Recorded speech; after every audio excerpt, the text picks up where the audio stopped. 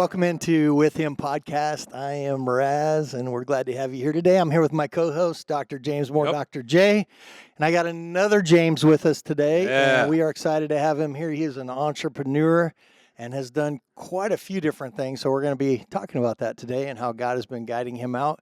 And he's a church leader. He is a business leader here in Cincinnati, and so we're excited to have him. And this is James Lenhoff. Yeah. Very nice. So excited to have you. Thank you for being here with us today, man.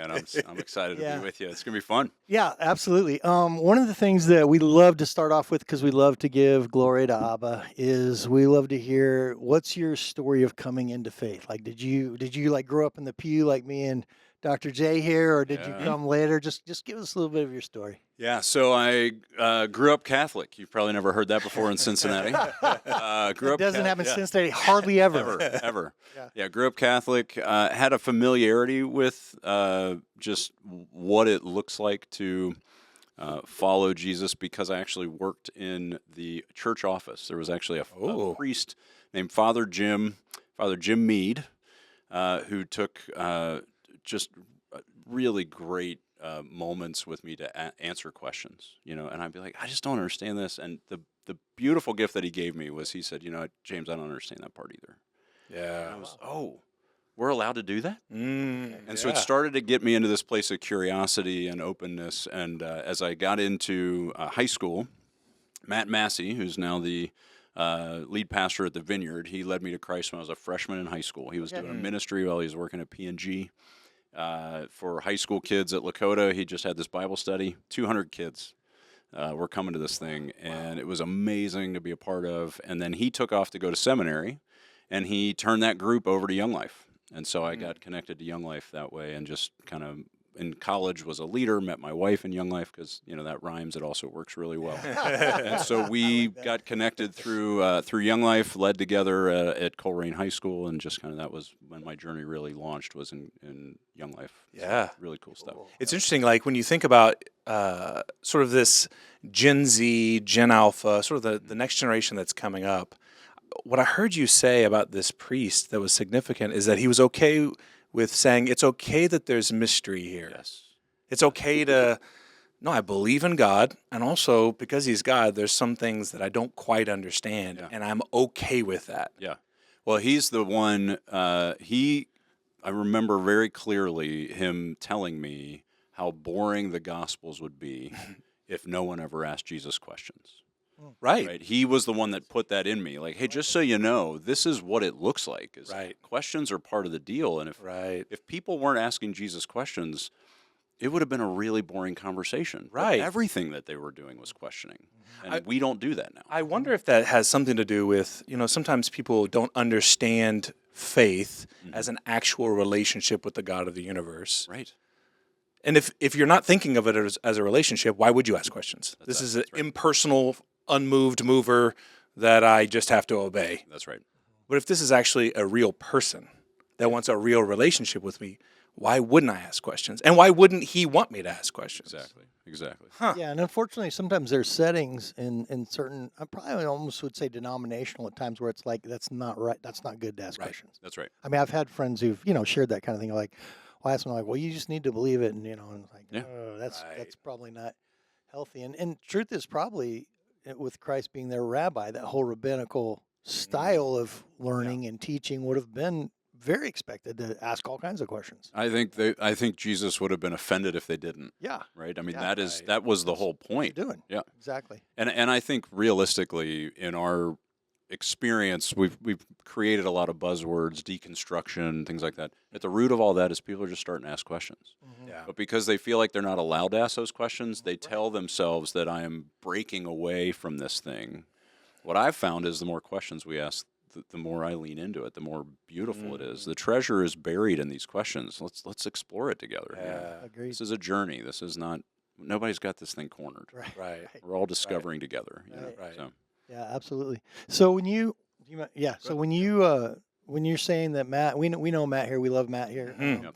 So when he led By the way, I've known Matt Massey, and Matt, if you're listening, you know what I'm about to say. I've known Matt Massey for is this 30, gonna be good? no, Okay. 32 years. I've known that man for right. 32 years. He has not matured one iota in 32 years. He is the same guy, tells the same jokes. It's the same dude. And I love him. He needs to ask He some has not- questions. Yes, I he think has it's what he needs to do. Matt, let's ask some All right, questions, buddy. Right? Let's ask some questions. That's good. All right, love you out there, Matt. That's good. No, that's good. So when you say that, like, he led you to Christ, so somehow at that point the gospel became more clear to you, or you knew it and understood it, but you kind of held off from actually coming into that faith. Just kind of explain, great question. as Jamie was saying, how you're coming into actual relational faith. Yeah. So I would say my experience up until then through the Catholic Church was one of, there was a lot of reverence, certainly a lot of fear, and there was a distance. Any interaction that was happening was through some intermediary. So if you have confession, you're doing that with someone else. You're experiencing this through the sacraments, but there wasn't this deep, personal question-asking type of relationship. Yeah. And that was really what Matt introduced me to, was this the closeness and the intimacy of a walk with Jesus. Cool. Yeah. Cool. Yeah, because that can kind of be a bit of a buzzword too, like when For we sure. talk about getting born again or coming into Right. But, that's beautiful. That's really cool. Okay, so you meet your wife. Yep. And did I hear that you were doing some ministry together, or Yeah, we talk were. to me a little bit about that? So we were. I went to Miami of Ohio. Okay. If you ask my wife when we met, whenever we're together and people ask that question, I always kind of shudder, because we actually met when we were in high school. Okay. At a Young Life event that was kind of a citywide event, and I didn't remember. Remember, I knew that. Yikes. Yeah. Awkward. Yeah. And she hates when I tell this story because she knows that it's coming, and I'm like, yeah. So You gotta go this. Oh, I remember. Yeah. That's right. Yeah. So we had that fun random occurrence, but then once we got to college, we were in new leader training for Young Life. We were going to go be leaders in high schools in the city. Wow. And we ended up randomly getting placed together. We had already started to be interested in each other, but we got placed at the same school, and you're technically not supposed to date Right. a co-leader. Yeah. Okay. And so I went to the area director, who, by the way, Koya Lutoff, ended up doing our wedding at the end of the day, Awesome. which was amazing. But I went to him and was like, hey, man, you've really screwed this up. Like, you placed me with the girl I'm falling in love with. I don't know what to do. And he's like, all right, you can date her, but just don't tell the kids. And so we dated without really letting the kids know. Right. While we led at Coleraine, and then when we got engaged, we told the kids that we were engaged, and they all said, "Oh yeah, we totally knew." So it was. Oh yeah, how funny. We did a very bad job of hiding. Yeah, Right. you can't fool So teenagers, yeah, man. exactly. They know. But having that shared mission, shared purpose was so foundational to our relationship. It was really cool. Let's go. So you guys were students at Miami, and then Yep. Young Life leaders as well, or learning to be. Young Life. We were Young Life leaders while we were at Miami. We were college kids leading in high schools, so we were down at Coleraine. Oh, that's cool. And then, we stayed connected. I'm still really connected with Young Life. I love the ministry. Sure. I love the work. Great ministry. Yeah, absolutely. Yeah. Absolutely. So developing this relationship, doing some ministry together. And I know where some of this story goes. Yeah. We're going to be jumping into the business field. Talked a little bit about, okay, we're doing ministry, got this girl, and we're processing together sort of next steps in life. Yep. What's going on there? Well, when we graduated, so I graduated early from Miami, and she Like Doogie Howser, like you're some sort of brilliant person? like a semester early. Yeah, So, okay. not It was like that early. 3 years early. No, I just did some savant. Did some classes in summer and got it done quicker. Got it. Okay. The thing that's so fun. Blame myself, but, That's right, exactly. Yeah, the thing that's so funny is, I can tell this story in a way that makes it sound like I did this, and I think we do that. We tend to tell our business ownership story and this so then I was amazing, and then I was even more amazing, and I did this and I did that. When I actually tell the story in the authentic way, there are moments in time, 99.9% of the things that mattered, I had nothing to do with. Oh, that's good. Right? And so one of the things that mattered was I graduated early. And I stepped into the investment business in December of 2000. Oh. Those of you who are familiar with what the markets are doing around that time, the world ended 6 months later, and the tech bubble popped in 2001. Yeah. Had I graduated on time, no one was hiring in this field. Total fluke, I would tell myself, right? God's sovereignty is all over this story. Right. Sure. So I'm working for a firm. The guy that recruited me into this business is Ron Bashir, who I love to death. Ron retires. They bring in a guy who I just didn't really gel very well with. And when Ron retired, I was on the management team randomly because in the tech bubble, everybody failed out except for me because I was eating ramen noodles and living in a one-bedroom apartment. Right. So I was making it work. Right. And so I'm on the management team. This guy that was a consultant was working with the management team. And the only reason I knew him was because I was in that role at the ripe old age of 24, 3, something like that. And he comes in one day. He's like, "Hey, man, how you doing?" I said, "I'm quitting. I don't want to do this anymore." He said, "You need to meet my brother-in-law, Wade." So Wade Daniel and I started WealthQuest together. Had I not been on this random management role in this random situation and had not met Jerry Hazelmeyer, who put me in touch with Wade, I would have never started WealthQuest. Right. So all of these things that are at the moment they feel insignificant. But in the grand scheme of things, they are the reason I can't take ownership of anything. Right. Yes. Right. And so we were in that process. And honestly, the first 5 years of our marriage, Amy and I just really screwed it up. We missed each other. I was working obscene hours, 70, 80 hours a week. I was taking 6, 7 a.m. appointments and taking 6, 7 p.m., 8 p.m. appointments and everything in between. And it nearly ruined us. And I look back on that time with such regret, so much. Like if I could go back to that kid, I would just say, be patient with this process. You don't need to force this. You don't need to rush it. But I didn't know that. And so I just ran so hard in a season when we had nothing but time. Right. And I missed it. Right. And so that's been something we've had to unpack together a lot. Those first several years were. I know this is maybe slightly personal, and you started to touch in on it. What do you think was going on in your heart? Yeah. I'm just thinking about the person who's listening and watching this, and maybe they're in that spot too. Right. So I just wonder, would you be willing to share, like, as you've kind of looked down inside and processed some of this, what was going on? Was it an identity thing? Was it an achievement thing? What approval? What was it, do you think, at some small level or big level that caused you to get into that spot? It's a mix of things. I don't know if I've fully fleshed out, what the ingredients were, but certainly one of them was just a sense of responsibility. I got to figure out how to make this work. I got to provide. Amy did not work the first several months of our marriage because she was still student teaching to finish up her degree. And so right out of the gate, it was like, I got to figure out a way to pay the bills. Yeah. But pretty quickly it turned into, I need to prove myself. I need to win. Yeah. I'm not by nature a super competitive person. I'm not trying to destroy other people, but I am going to show up.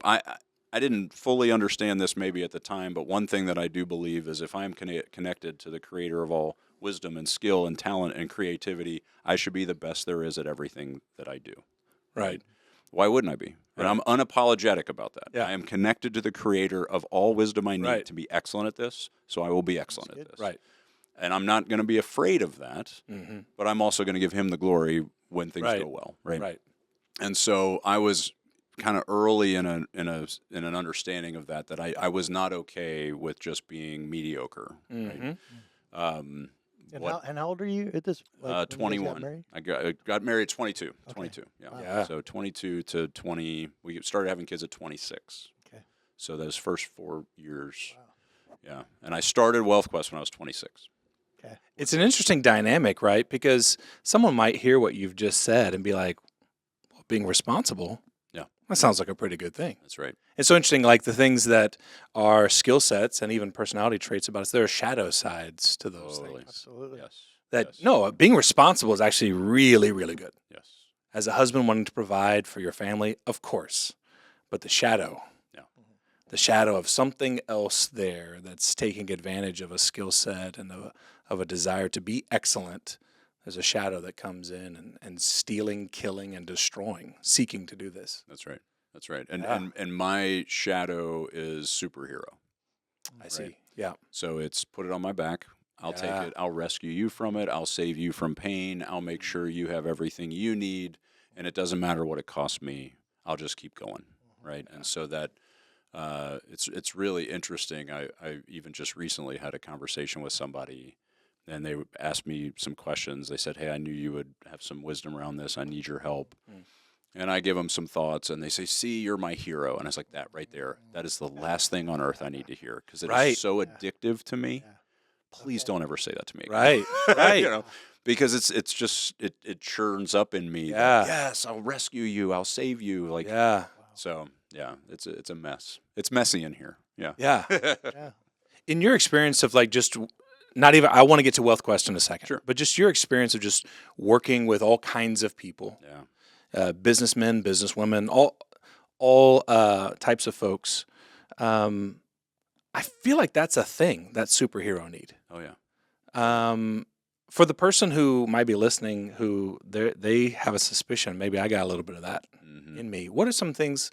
What are some practical things that you've learned to help push back on some of that, to kind of hold that at bay, to partner with the Lord in killing up the theological language is sanctification and working with the Spirit to kill sin in my life. But in the practical language, how do you kill off with the Spirit the superhero? Well, I started to fall in love with the idea that all men are like grass and their glory is like the flowers of the field. Like grass withers, flowers fall. The idea is, and I watched it, right, as I'm doing financial planning with these people who were muckety mucks. They had done the things, right? Their identity was so deeply embedded in what they'd accomplished, the status, the title, the role they achieved, and then they leave. And the thing that they built just kept running without them, right? And what I started to formulate, I actually talk about this in the book, is this idea of the lie of being irreplaceable. So I talk about these two forces that are pulling on us at all times. There's the lure of more, right? Which is, hey, you'd be really happy if you just had this. If you just had this extra level, nice bigger house, nice car, the things, right? That's what would fulfill you. And so just a little more. And we experience life in the marginal change. So whatever is new is exciting. What we're used to is normal, and it fades, and it's not as fun. So we get charged by the marginal change. Right. But we pay for it in the marginal cost. We're used to the sacrifices we're already paying, right? One more weekend, one more night away, one more travel per month. It's fine. We'll just throw it on the pile, but we don't realize what we've already lost. And we throw one more thing, and that lure of more actually starts to steal more from us over time. So that's, I like to describe that as like a longshore drift. Like if you've been at the beach and you put your cooler down in the sand and you're splashing around with your kids, and then at some point you pop up and you're like, where's my stuff? Right. And stuff's 150 yards down. Right. You never swam sideways. It just happened. Right. That's what the lure of more does. The lie of being irreplaceable is a rip current. It pulls you away from your family so fast because it sounds like this. You're the only one that can do this. Right. We need you. You're the only one that can close this deal, sell this case. You're the only one that can manage this team, finish this project, whatever it is. And it is addictive and intoxicating because the truth is my kids could never compete with that. They can't say, hey, Dad, you've done a great job this quarter. We're going to go ahead and promote you to vice president of fatherhood. We're going to give you a bonus this quarter. Almost world's greatest dad. We'll say America's greatest dad. That's right, exactly. It's Jelly of the Month Club, right, but exactly. still. They can't compete with that addictive. I'm just dad, right? This incredibly intoxicating message of you're the hero pulls us away, and I also am way more competent at that. I am a way better financial planner than I am a dad. I've never done this before. I've walked life with 1,800 clients at Wealth Quest. I know what I'm doing. The first time you've done it, I've done it 600 times. It's no big deal. I've never raised an 18-year-old. That's good, James. 14. So I'm in this space of I don't know what I'm doing here. So I'll go to the comfort and the adulation. And then I tell myself I'm irreplaceable here. And then I watched as these guys left that role that they thought they were irreplaceable in, and turns out there were thousands of people. There are thousands of people in the city of Cincinnati who can do my job.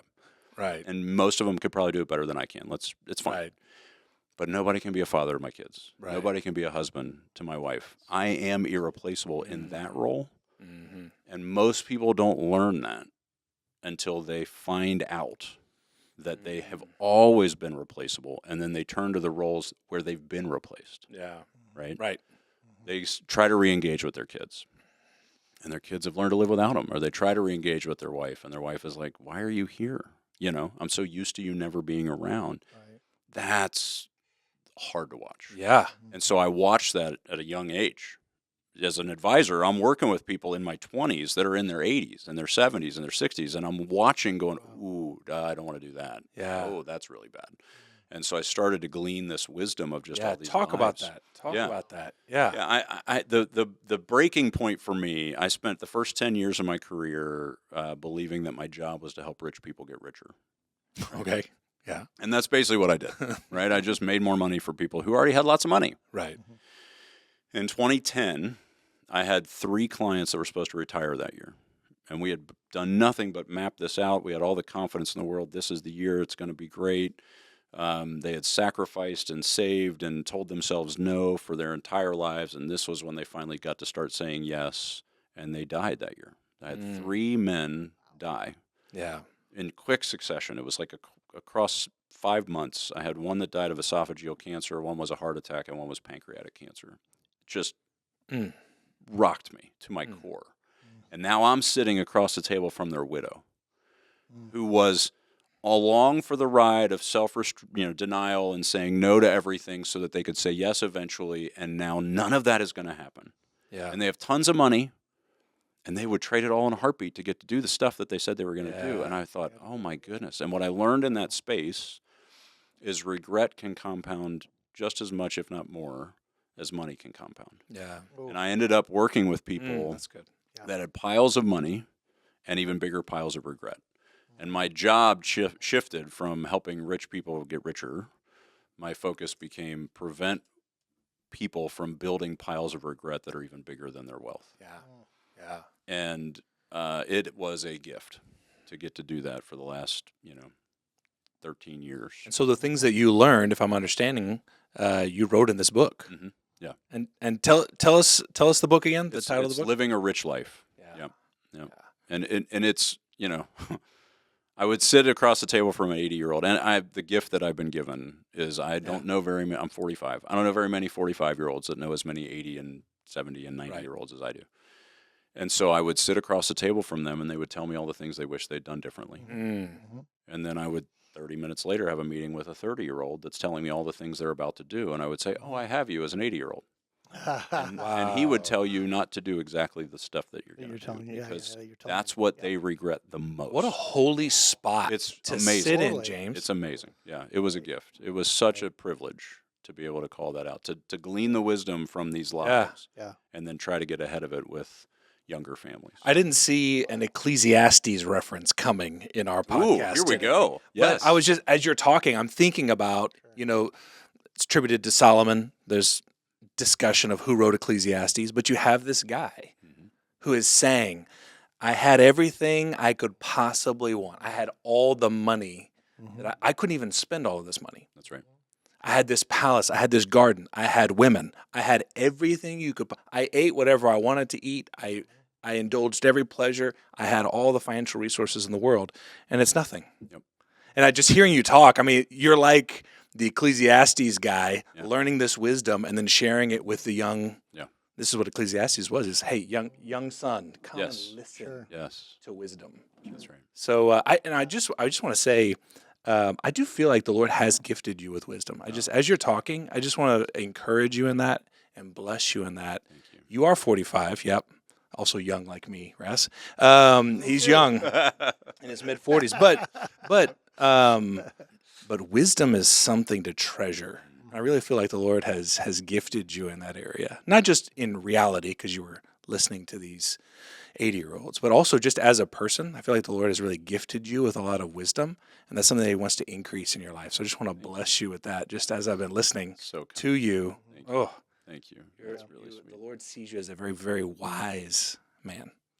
Well, I hope so. I hope to, one of the things that I find to be I felt this weight as I was in that setting of talking to a young family and giving them the experience of the people who are whatever stage ahead of them, you know, and I just felt God's clear mandate. Like, I did not give you access to all of these lives for your own good.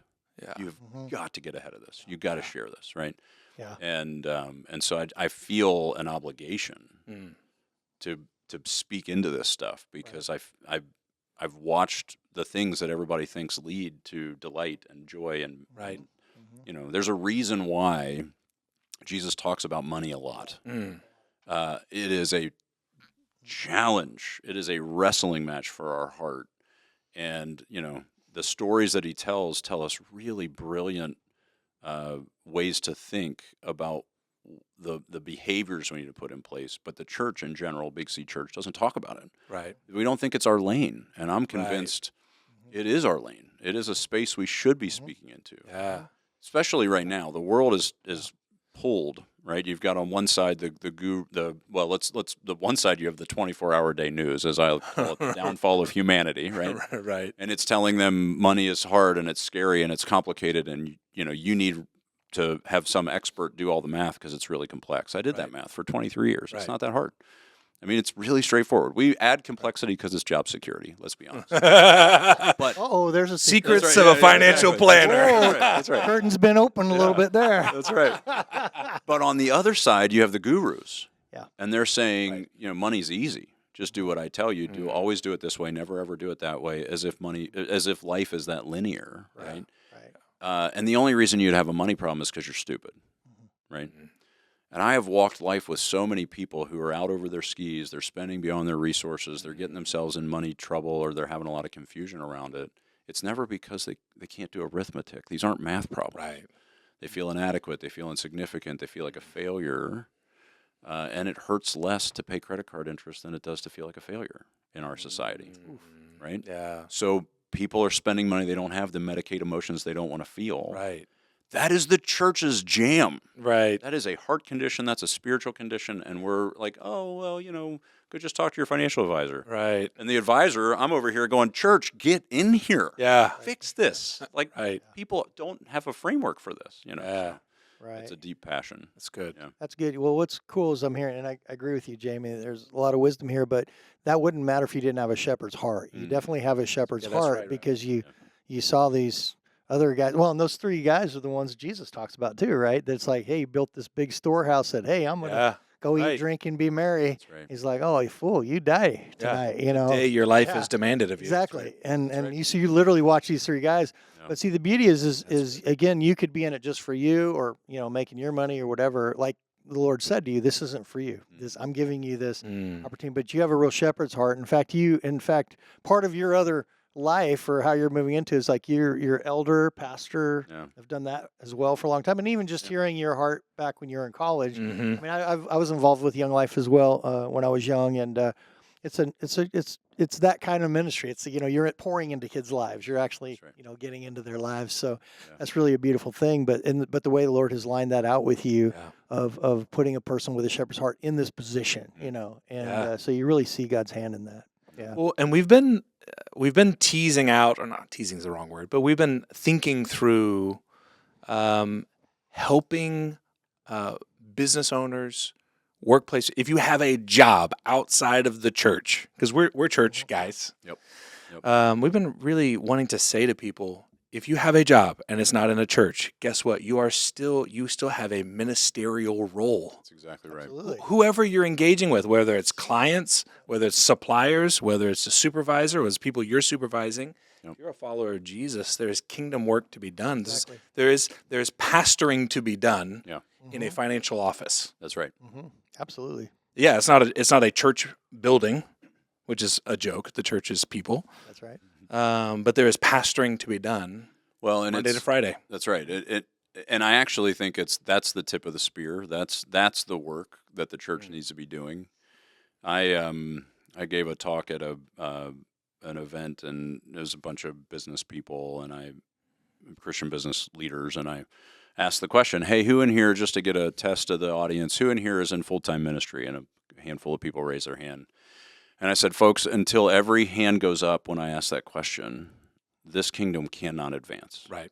You're all in full-time ministry. I didn't ask what you did for a living. Right. I asked if you are in full-time ministry, and your answer needs to be yes. Right. Always, always, always yes. You know, we've bifurcated this thing into the professional Christians and then the rest of us. Yeah.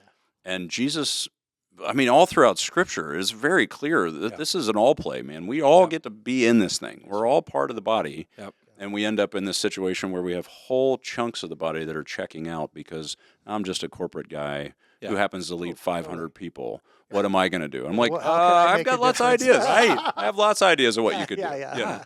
How did that realization come to you? I wonder, did someone share that with you? Did you just read it in the scriptures? Because frankly, what you've just said, I agree 1,000%. I'm not sure, as you said from the story, not many people think that way. Right. So how did you come to that revelation? Yeah. I think it was, one, Wade is a believer, Wade Daniel, who I started the company with. We don't hold ourselves out as a Christian financial planning company. We are, one of the things that I struggle with is I don't want people to work with me in financial planning because I'm a Christian. I want them to work with me because I am excellent at the work we do. Right. Mm-hmm. Right. We are amazing at the work we do. We also happen to be believers. Right. But first and foremost, we are excellent at our work. I think that is a lot of times misunderstood. People are like, well, you should just work with somebody who's a Christian. It doesn't really matter if they know what they're doing. It's like, I struggle with that. So we did not hold ourselves out that way, but we had conversations all the time that were rooted in, hey, if we are the patriarchs of this family of families, how do we lead them? How do we shepherd them? How do we provide for them? Yeah. And we were constantly challenging ourselves. What can we do? What do they need? What are they missing? Yeah. And it was this awareness that we, it doesn't make sense in the world, right? We're making decisions that are completely counterintuitive. Right. But they felt good to us and to the Holy Spirit, and so we did it anyway, right? Right, absolutely. And what we found is that started to wake us up to the opportunities that were in front of us, both to our clients and our employees. Mm-hmm. This is ministry. This is opportunity to love the person in front of you, right? Mm-hmm. That's ultimately all we're here to do. Yeah. Jesus says, love them as I loved you. Yeah. Whoever is in front of your face, right, do it, right? And so we just saw that as our entire task is just to love these families. And then what happened is I started to realize the influence that starts to create. Mm-hmm. So, other financial planning firms are calling and saying, hey, what are you guys doing? Tell me about that. Like, we close at noon on Fridays, every Friday. We've always done that since the day we opened. And other firms are working 80 hours a week, and they're killing their people, and they're burning them out. And our people are getting more done in 4.5 days than their people are getting done in 6. And they don't get it. And I'm basically telling them, hey, this is Sabbath rest. We're supposed to launch into work from a state of rest, not fall into rest from a state of exhaustion. Yep. We just built that into our company's culture. Yeah. That's awesome. We didn't call it Sabbath rest, overtly, but that's exactly what we're doing. We're just doing what it says we're supposed to do. Right. And when your people are well rested and they're deeply connected with their families, I would go around at 5 o'clock and I would tell everybody, go home. The work's still here tomorrow. Right. I do not want you staying past 5 o'clock. There's no brownie points here. Right. And the guy who's giving brownie points is leaving. There's no win. Right. And also, I don't know if I need to hire somebody else. If you're staying till 8 o'clock, you're hiding the fact that we've run out of capacity. Interesting. And I'm not going to then be able to staff accordingly because you're manipulating what we're actually able to achieve. Yeah. So I need to know the truth. So don't hide that from me. If you can't get it done, that's okay. Right. But I need to know that. And if you're staying till 8, I'll never know that. Right. Right. So it just flips the script on the way people typically think. And it ultimately led to a healthier environment. Yeah. So for the business owner, entrepreneur, or even just senior level management, who's sitting here listening to what you're saying, one key that sticks out to me, James, was it was you and co-founder or partner kind of hashing that out together. Yes. I noticed that, and it makes me think about the great value we have of partnering with other people to dialogue. You and I have sat down and had conversations, and you can feel the dynamic Yes. of, okay, oh, that's a really interesting thought. Oh, that's a really interesting thought. It reminds me, I've heard many entrepreneurs say that it can feel really lonely. Yes. So there may be something there to, if you're hearing this conversation, you're like, I love what James is talking about. I would love to incorporate that. I want to encourage you to consider finding another brother or sister. Yeah. And even if they're not in the company with you, but finding somebody else to maybe dialogue and maybe ask that question. What does it look like really to minister and pastor, those that I lead? Yeah, we don't come to these breakthrough moments alone. We're not meant to. I don't think. I find it really hard to believe that somehow just me sitting and pondering long enough, I'm going to come up with some totally new, groundbreaking idea from the same brain that has never thought that before forever. Right? Like there are other people who've run up against different circumstances, different challenges that have answered them in different ways, and I need to be in community with them in order to learn from them. Oh, that's similar to something I just dealt with. I could actually apply that. And so we just need to be in deep community. And I think that's why the church needs to get better at this. This conversation needs to be, like, there is a shame embedded in a lot of the business people in the church. Hey, I'm doing really well, but I don't want anybody to know. Like that's, it's like we should be more overt about. You should do well. You should be amazing at this. You should be leading. You should be cutting edge, the most creative, the most thoughtful in how to approach this stuff. You should be discipling your entire industry. Right? Like this is how this should look. Right. But we've kind of made this weird environment where people who actually are doing well in the world feel shame about that, and they kind of have to hide it or play small ball. Man, if we just got the unicorns together in a room, right? Because in the business world, I would tell people all the time, I feel like a unicorn. I think this way. It's very hard to find other people that think this way, and then you find a few of them, and you're like, there's more of us, right? And then you just want to hang out all the time. So that's what changes things. Is when you're hanging out with One of the things, like I'm hearing a couple of things from you. This might put you on the spot just a little bit, but one of the things when you talked about like the Friday afternoon, getting off at noon, or whatever, is there other things? Again, our podcast is with him. Our idea is that he's going to give us creative ideas. He's going to show us ways to change our industry and so on. Is there some? Let me ask this the right way. Is there some times of supernatural where you have been like, I do not know how to solve this, and then the Lord gave you something that, again, like maybe even in your industry, it'd be like, that's dumb, or that. Totally. Can you think of anything? Can you give stories of that? Or you just kind of share with us? Yeah, one of my I would say the most powerful moment of that was during COVID. We had so my father-in-law, Amy's dad, died of COVID in the midst of all of that. Gosh. Yeah, and so we're all on a Zoom call, the whole staff. For WealthQuest on a Zoom call. And it was like a couple of days after he had died. And I show up to this Zoom call, and I am just a zombie, Sure. And I told the whole team, hey, guys, I don't have it today. I just need you to know. Like, I don't even know how to deal with this. I know I'm supposed to be the cheerleader and the, like, gregarious leader and the rah-rah, let's take the hill. That's not going to be here. It's not available to me, and I don't know how long that's going to take, but I just need you to be patient with me. And it's like a tuning fork went off. So one by one, in all of the Zoom squares, I just see everybody start weeping. And one by one, they're saying, my marriage is falling apart, and I don't have the tools to even know what to do, or my kid has gone sideways, and I don't know how. It's like this vulnerability just like let loose. And God was so kind in that space because he said, they don't have the tools either. Give them the tools. Wow. And so we built out a mental health benefit where we pay for the first 10 sessions of our employees to get counseling, any kind of help that they need. And it was so beautiful because it unlocked a level of transparency that we kind of leveled up there, But it also gave everybody the freedom to know they were allowed to say this. You know, I had conversations with some people where different business leaders would say, like, I just wish my employees would just stop bringing all their marriage crap. Just come and do the work. Right. Just come and show up and do the work. Yeah. And I looked at him and was like, hey, I just need you to know you're going to forever be disappointed in that. Mm-hmm. If your expectation is they're not going to bring it with them, they will fail at that.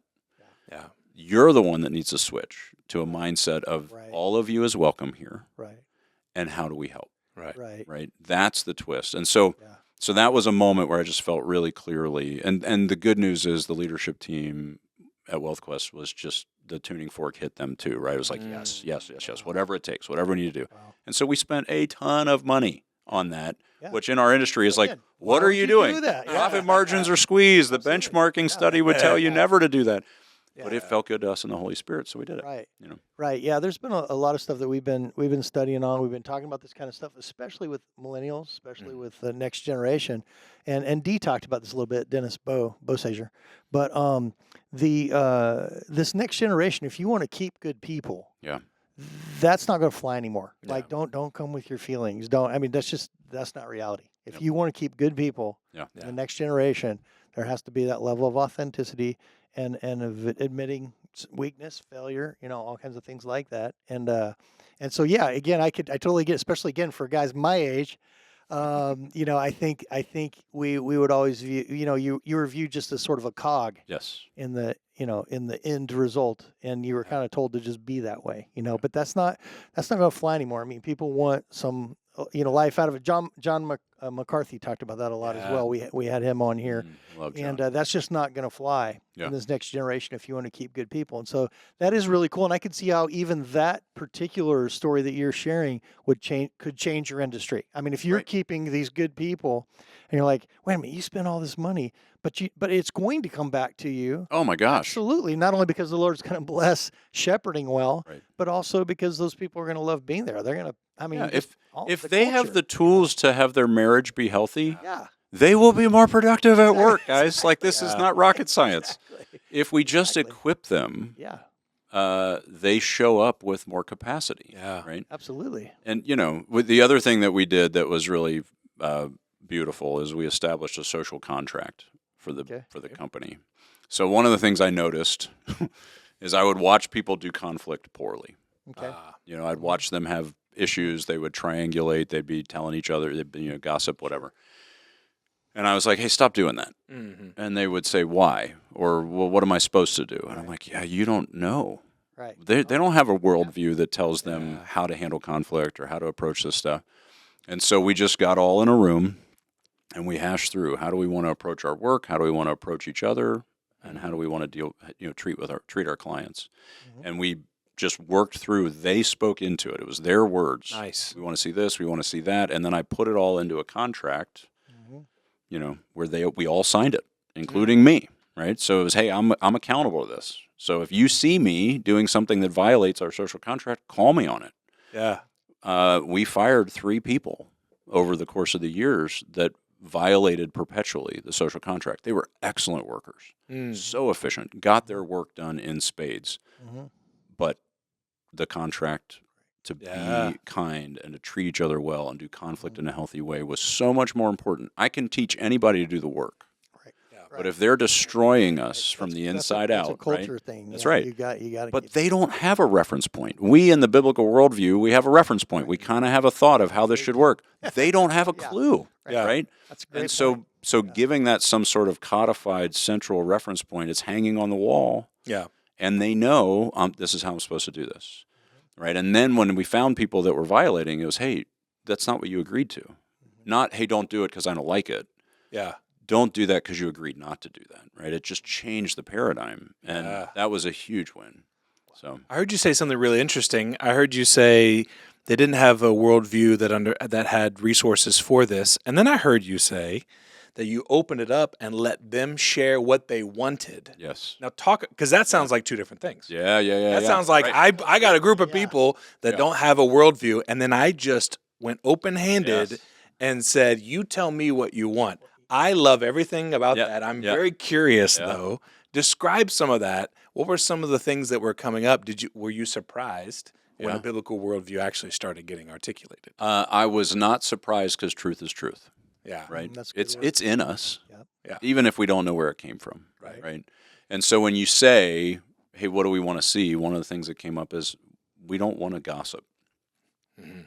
Yeah, that makes sense, right? I know why you would not want to do that.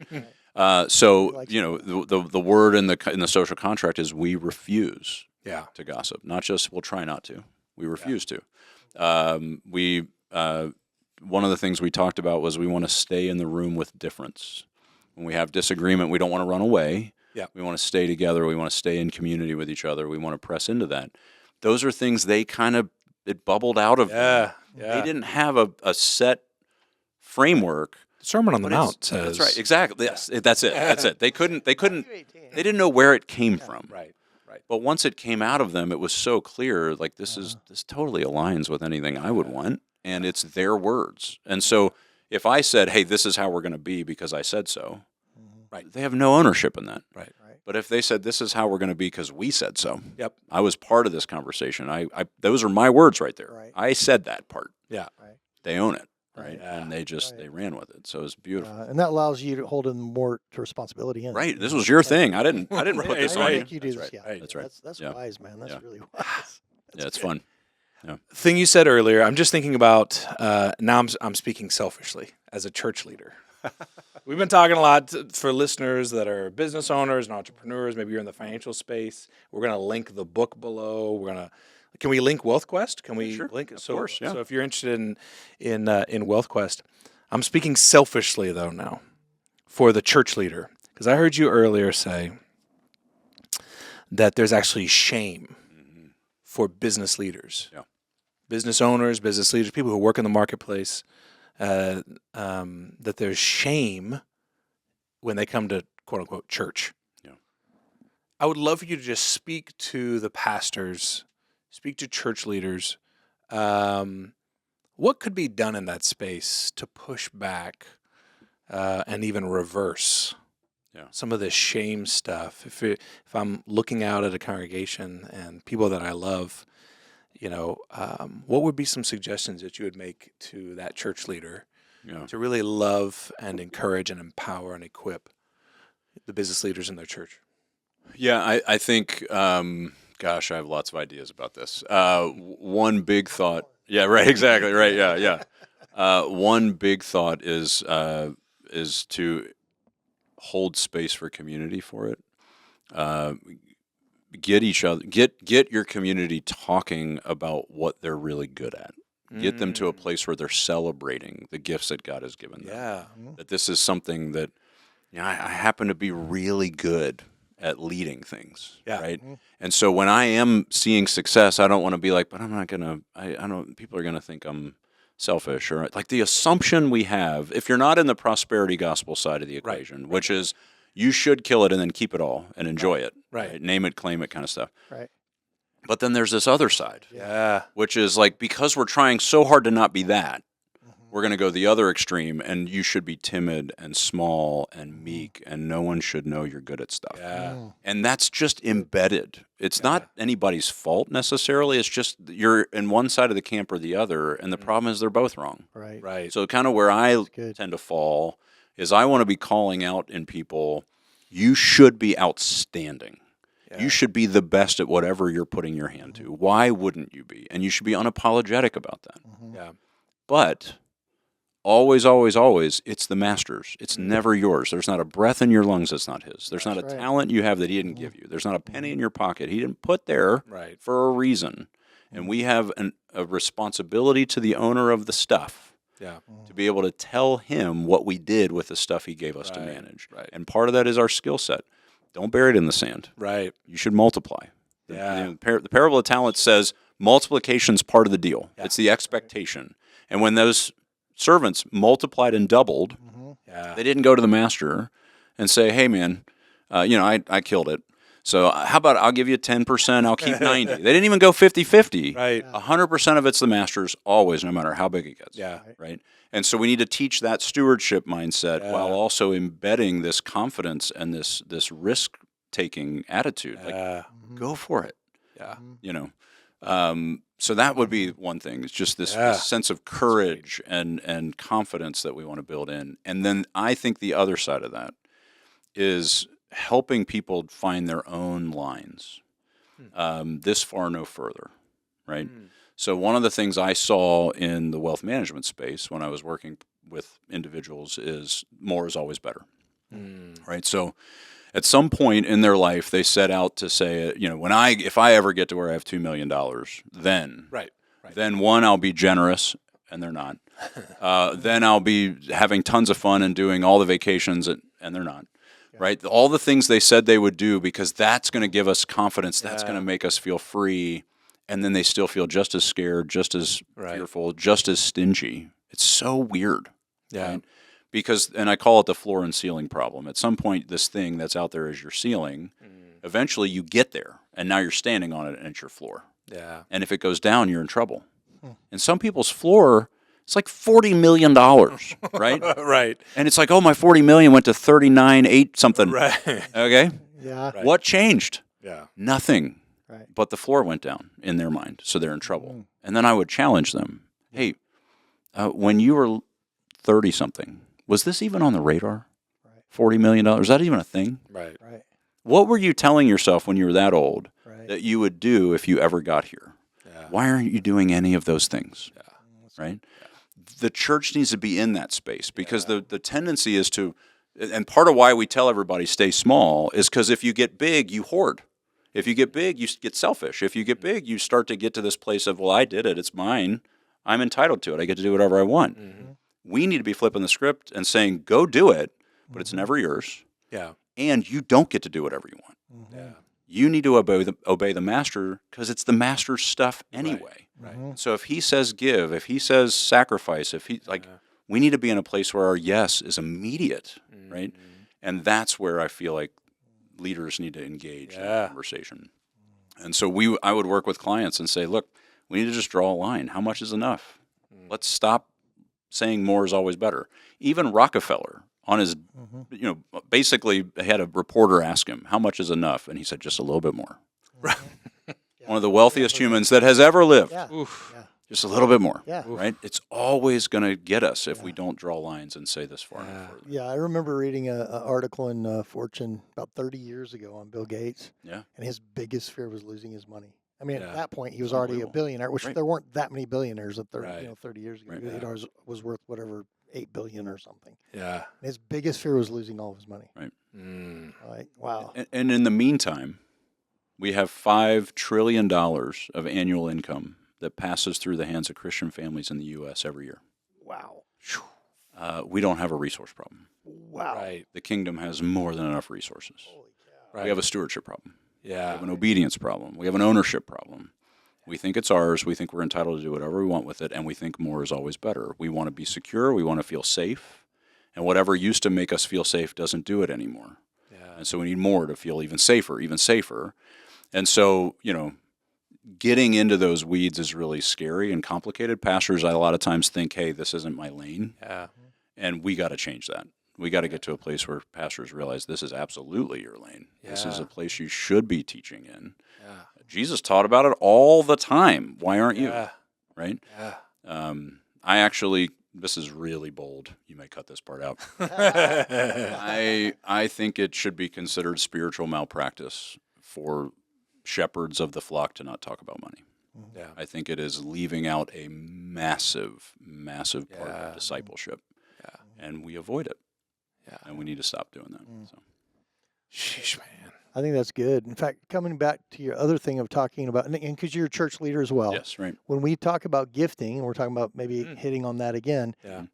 even that framework, we think of gifting within the church. Yes. Right. So like right, if right. I'm prophetic or I have wisdom or I have wisdom, I might become an elder at a church, That's it. instead of thinking of having wisdom in my teaching job. Yes. Or my, even there we're structuring it in such a way. It's like, yes, God wants you to use your gifts here, Yes. Yeah. That's it. That's exactly So that's right. a different framework for us to begin to think about how to Totally. teach that. So, James, for the listeners, first, the listeners, I want to encourage you. If you're a church pastor, and this is really resonating with you, I want to encourage you, get reach out to us. We'll put James's contact information. Obviously, our contact information is there. We would love to encourage and help. And if you're a business owner, you're working in the marketplace, and you want to think through some of these things like what James is describing about bringing the kingdom into the workplace, please reach out. But I wonder, James, would you pray over the listeners? I'm thinking maybe in those categories, maybe church leaders that are challenged. I'm challenged personally. I'm sitting there like, oh boy, okay. So you're praying for me specifically and other church leaders. Yeah. And then also praying for those who are in the marketplace, and maybe they sat there and they were like, uh-oh, man, he's right. I am just building a bunch of barns and shoving stuff in there. Yeah. I really don't think that Jesus is the boss of all my money. And I want to, but I'm scared, or my mind has been so formed by the pattern of this world that is difficult. Would you just pray over those, as you feel led, pray over those categories of people, the church leaders, and then those marketplace leaders? Yeah, boy. Oh, Father, you are the owner of all. You're the creator of all. You're the giver of all. You have authority, sovereignty over everything that we think we have dominion and authority over. Lord, I pray for a release. I pray for a release in the church. I pray for the body of Christ to recognize its beauty. I pray for the leaders to call forward the gifts that are in their body, to challenge people to be excellent, to be bringing glory to the kingdom with the work of their hands, to be unashamed of what they're capable of, because you are capable. Lord, we trust you with the skills that you placed in us. We want to bring glory to your kingdom with those skills. And Lord, I just pray for courage. I pray for leaders to feel confident that this is a topic they can talk about, that this is not something that they need to shy away from or leave to someone else. This is our space, Lord, and we claim it back for your kingdom. And I pray that you would give us the wisdom to lead well. And I do pray for those who are in the workplace that they would realize they are in full-time ministry, whether they have been aware of that before or not. Would you activate them in their space, in their sphere of influence? We bless them to be your hands and feet wherever you are taking them.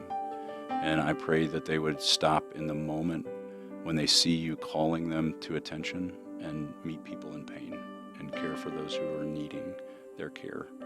I pray that you would give them the freedom to move about their day at the pace that your Spirit is leading them. Lord, would you release in this city and beyond your kingdom workers in the work that they are doing. And I pray for the freedom of stewardship instead of ownership, that there would be an awareness that all of this is yours and we just get to play.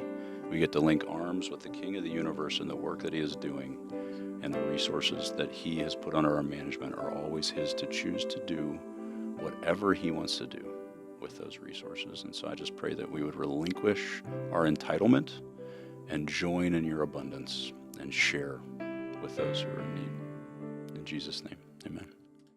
So, amen. Yeah, thank you, James. Appreciate you. Thanks for being here. And shout out to my boy, Mike B., for taking care of us. Again, we couldn't do this at all without him taking care of the real work. Well, us pastors with the soft hands are here. So anyway, thanks to my co-host, Dr. Jamie Moore, and I'm Paul Raz, and so thankful that you guys are here listening in, looking in. And again, if this has meant something to you, and you even as you're listening, if the Holy Spirit is telling you, hey, somebody else needs to hear this, make sure you send it on to them, and we appreciate it if you subscribe as well. And so we appreciate you. Goodbye.